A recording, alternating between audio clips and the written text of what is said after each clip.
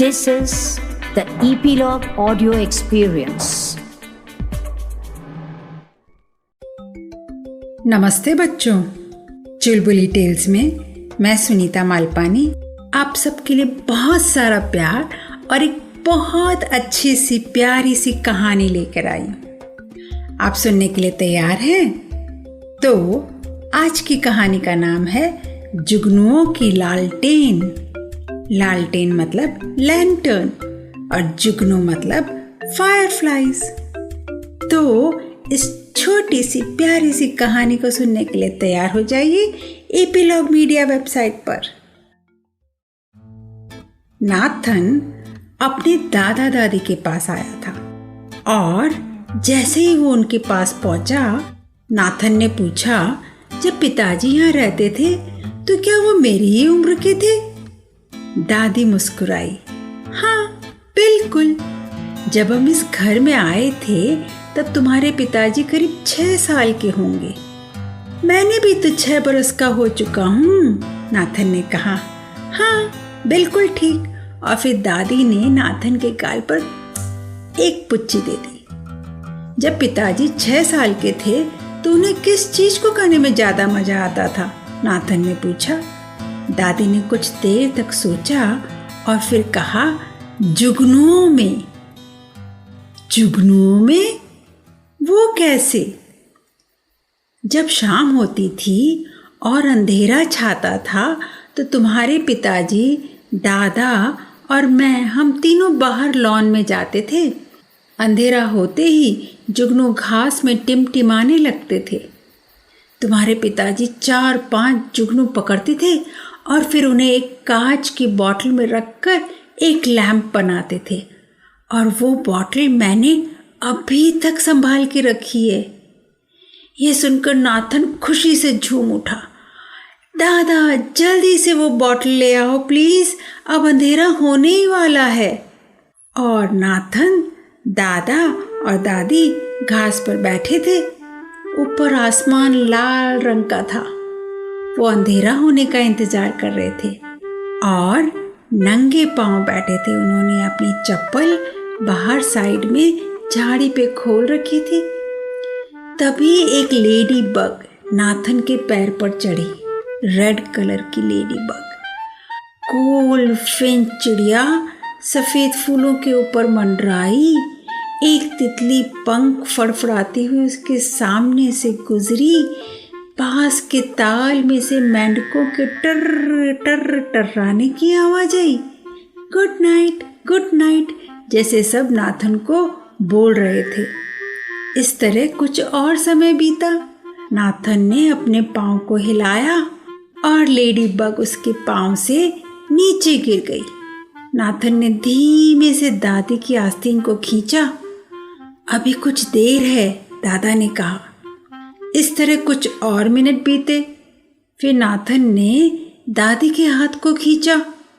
अब तो अंधेरा हो गया है, पर जुगनू अभी भी गायब है। वो जल्दी ही आएंगे, दादा और दादी ने सिर हिलाया। फिर कुछ ही देर में 1, 2, 3, 4 जुगनू उन्हें टिमटिमाते हुए दिखाई दिए। अब घास में सभी और जुगनू टिमटिमा रहे थे। नाथन और दादी धीरे धीरे लॉन पर आगे बढ़े। धीमे धीमे, दादा ने कहा। दादी को बोतल पकड़ने दो। फिर नाथन ने अपने हाथों में एक जुगनू पकड़ा। दादा, मुझे एक जुगनू मिला है और मैं उसे झिलमिलाते हुए देखना चाहता हूँ। जरा सावधानी से, दादा ने कहा। पर तब तक देर हो चुकी थी और वो जुगनू उड़ गया था। दादी ने फुसफुसाते हुए कहा, बिल्कुल तुम्हारे पिताजी जैसे। तुम अपने दोनों हाथ को एक दूसरे पर कस कर रखो और उसके बाद तुम जुगनू को बोतल में डालना। नाथन ने अगली बार वही करने का वादा किया और कुछ ही देर में बोतल एक लालटेन जैसे टिमटिमाने लगी। जुगनुओं की लालटेन पलंग के पास रखी थी। दादी ने नाथन को चादर उड़ाई। दादा ने नाथन के गाल पर पप्पी दी। क्या आपको मेरे साथ जुगनू पकड़ना अच्छा लगा? नाथन ने पूछा। हाँ, हमें बहुत अच्छा लगा, उतना ही अच्छा जितना पिताजी के साथ लगता था। हाँ, बिल्कुल वैसा ही। जब मैं सो जाऊं तब आप जुगनुओं को बाहर छोड़ दें। दादा और दादी मुस्कुराए। तुम्हारे पिताजी भी हमेशा यही कहते थे। मैं माँ और पिताजी को आपके साथ जुगनू पकड़ने के बारे में बताऊंगा, नाथन ने जमाई लेते हुए कहा। उसने जुगनुओं की लालटेन तकिए के पास रख दी। उसने अपने गाल को बॉटल के कांच से चिपकाया। दादी, मुझे बहुत खुशी है कि आपने इस बॉटल को संभाल के रखा। हमें भी इस बात की बहुत खुशी है, दादा और दादी ने कहा। और फिर वे दबे पांव कमरे से बाहर चले गए। देखा बच्चों, कैसी थी कहानी? नाथन ने वही सब किया जो उसके पिताजी करते थे, और वो भी दादा दादी के घर में। आप भी दादा दादी के घर में जाते हो ना, और क्या क्या करते हो हमें लिख के बताना। तो आप हमारी कहानियाँ सुनते रहिए एपीलॉग मीडिया वेबसाइट पे। फिर मिलेंगे। तो ये थी हमारी आज की कहानी, और हम जल्दी ही एक और नई कहानी आपको सुनाने आएंगे।